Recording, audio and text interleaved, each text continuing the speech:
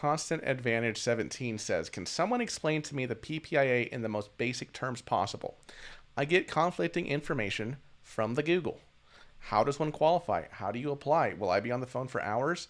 Is it more likely you will get approved for this over an OIC? All right, Constant Advantage 17. I've created a whole video in depth on partial payment installment agreements. Link to that video here at the top of the screen. In this video, I'm just going to cut to the chase, give a very specific answer to your questions. If you want more elaboration, check out that other video.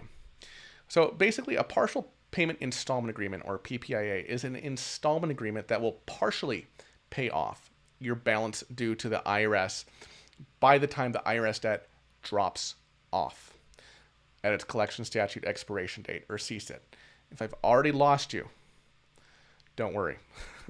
I'll explain that last bit. The IRS has 10 years from the date it assesses a tax to collect that tax. Now, that 10-year period can be extended for certain things. I've talked about those in other videos.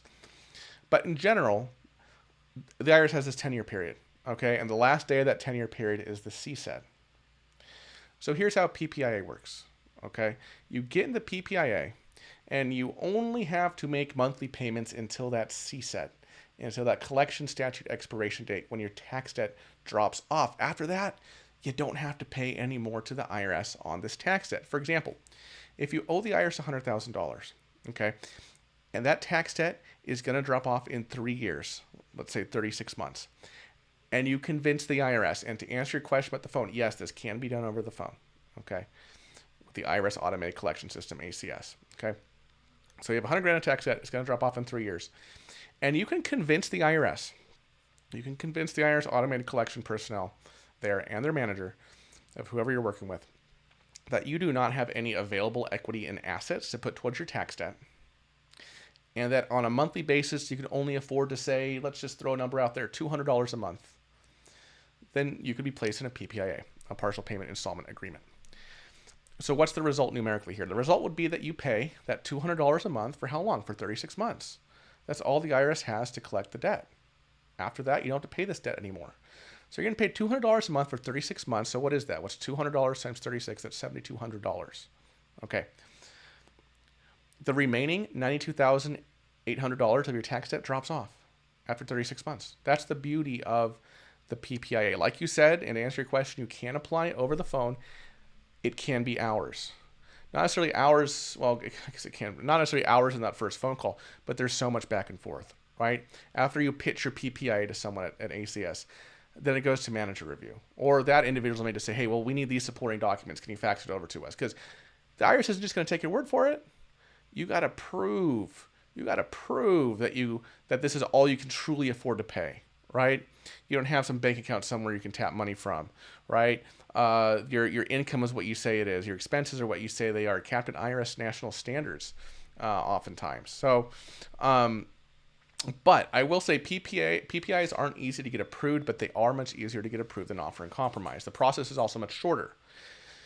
PPIAs, we generally get our clients in them, if they're an ACS, in a few months, right? 2, 3, maybe 4 months. There's a lot of documentation required. Offers and compromise, it's at least a 6 to 8 month process, often over a year.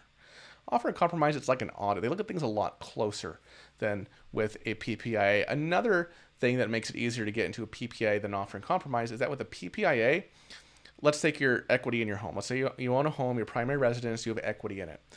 With an offer and compromise, even if you can't touch the equity in your home, you don't qualify for a HELOC or a cash out refi, you don't qualify, for that stuff.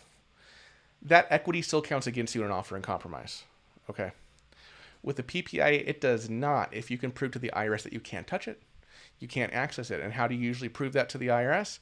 You go out, try to get a HELOC, try to get a cash out refi from a couple of different lenders. They say, hey, you're not approved due to credit or income or some other reason. Here, and they'll send you a report or a letter saying why you're denied for credit. And you send that to the IRS, and they check that off the box, right? So that's another huge reason why someone may be able to qualify for a PPIA over an OIC.